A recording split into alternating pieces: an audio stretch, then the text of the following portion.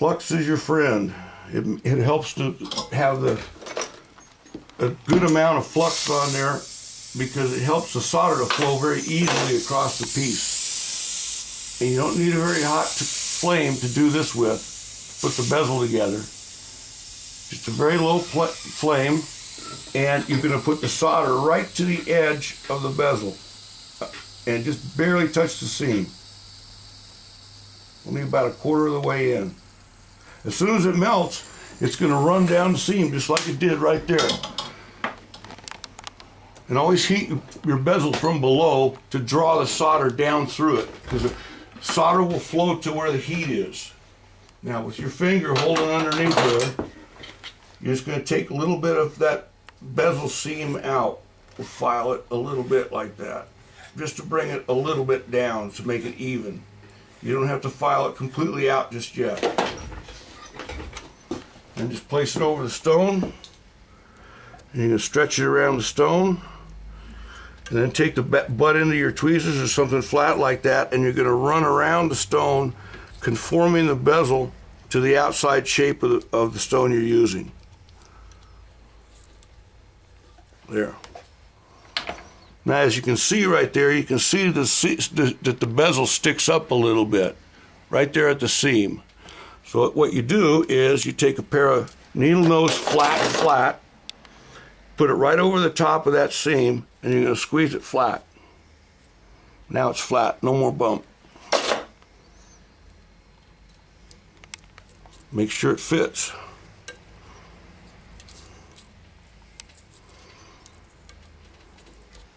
All right. I'm going to take this and we're going to solder this down to the base plate.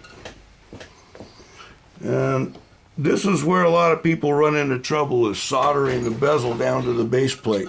It's not as difficult as you might think it is. The trick is keeping the whole entire piece hot.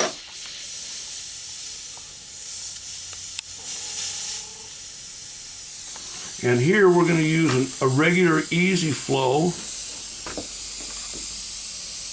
solder. And start by heating the plate on the outside edges. Get that flux to bubble up first, all the way across the plate. Now you're going to make a circular motion around the piece fairly quickly. Seeing how high I keep the flame, the end of the blue tip of the flame is the hottest part. And you watch your flux. And when it turns clear like this has, you just put your solder down there on the inside right at the seam. Keep moving your piece, and then all of a sudden, boom, it'll just start to flow. And then I always go right to the edge of the first problem, which would be the seam, and put some solder right there. And that way your seam doesn't get too hot while you're soldering the piece down. Make a circular motion and your solder will follow the heat. There it goes. See it run all the way around? The solder ran all the way around the piece. And quench it.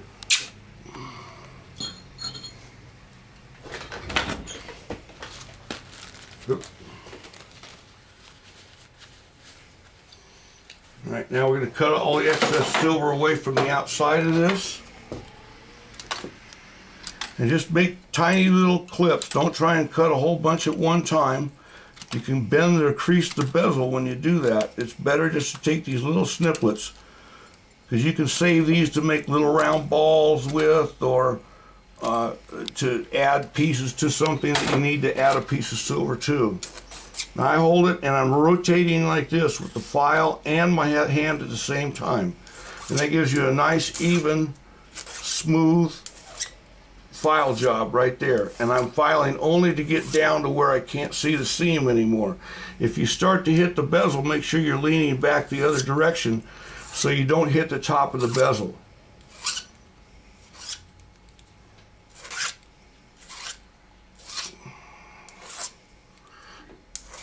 Especially when you get to where the seam was, now's the time to where you're going to try and get that seam to not show up at all. So you may have to file this one a little bit toward the top to get all that to come out.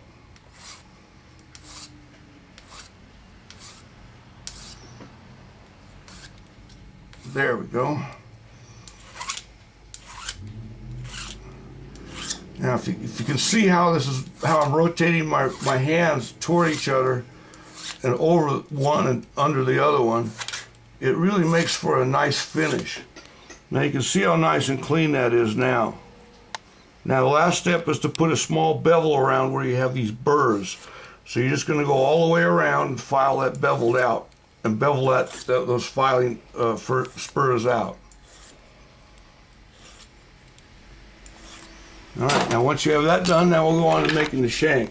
Starting with a piece of half round, I'm going to put a slit down the end of both sides.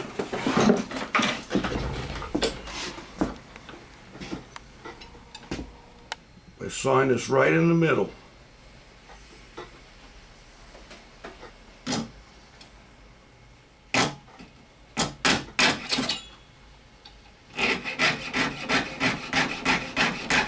Trick to using a saw is to not put too much pressure on the blade. Let the weight of the saw on the blade cut through the silver, not try and push too hard. If you go too fast, you'll probably go off in different directions too, which isn't any good.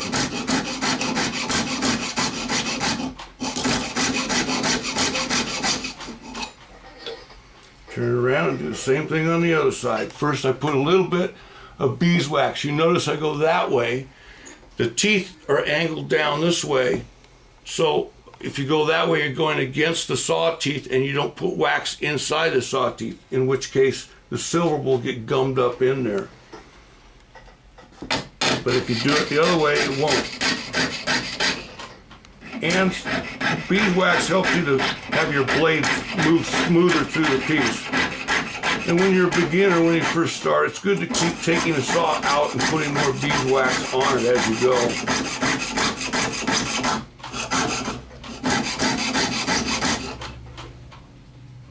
Okay.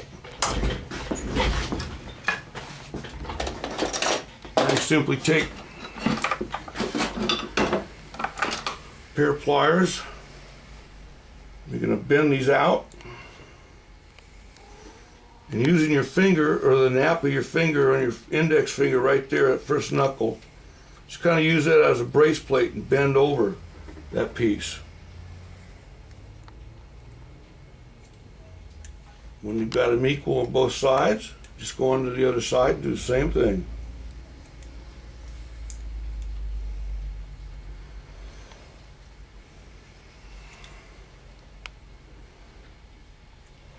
There.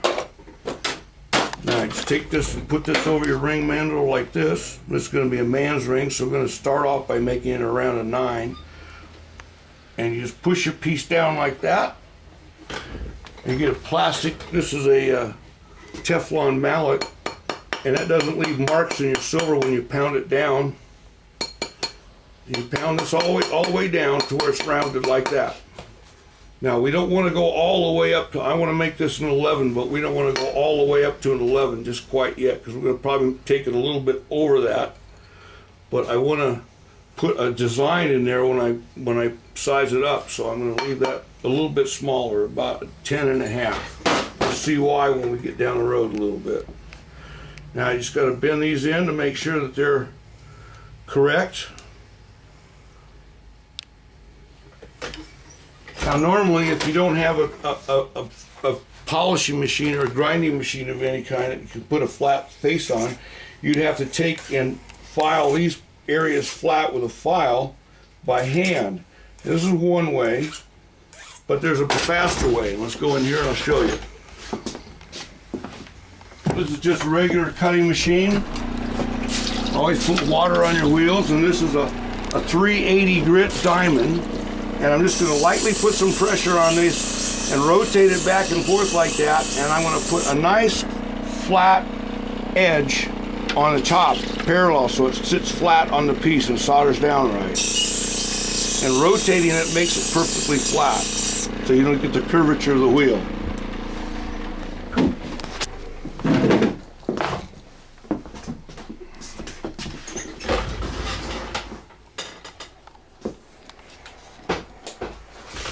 Alright, you're going to flux, turn your bezel upside down. And before that, make sure you know which direction you want it to go. Flux it.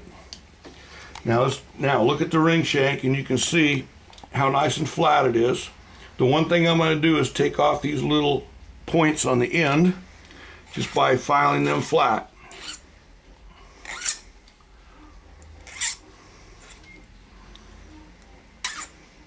That way there won't be any sharp points to take out when you solder it down.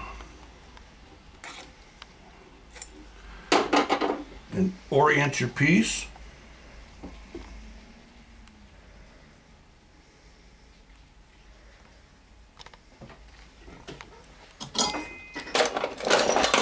Now we're going to use the super soft solder to put this down, and that will be the last soldering job that we do on this piece. And this is super easy. Now the key here is to get everything as hot as at the one time, and not put the flame too close into where you're soldering. And we're concentrating on the 4 little legs of the rings. So when you see the flux is turning clear, put the solder right down there at the seam. Just let it flow. Just like that. Just feed it in there with the wire. Let it set for a moment.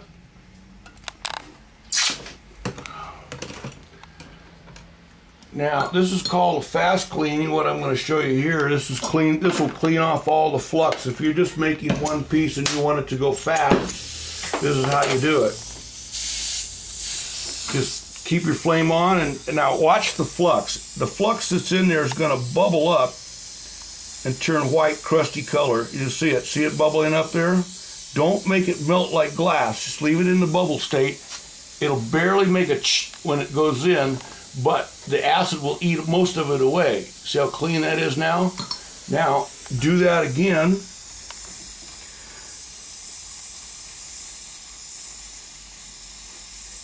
And if you do it slow enough, what happens is the heat and the water will boil all that stuff up and bring it to the surface, and then take it completely away. Now this next one, we're going to do it a little bit so it's hot.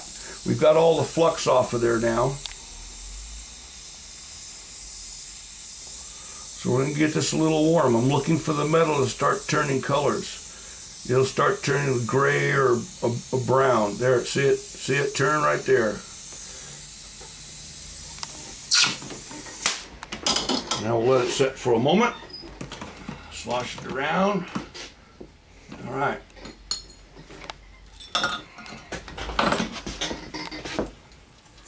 Okay, stop it for a minute.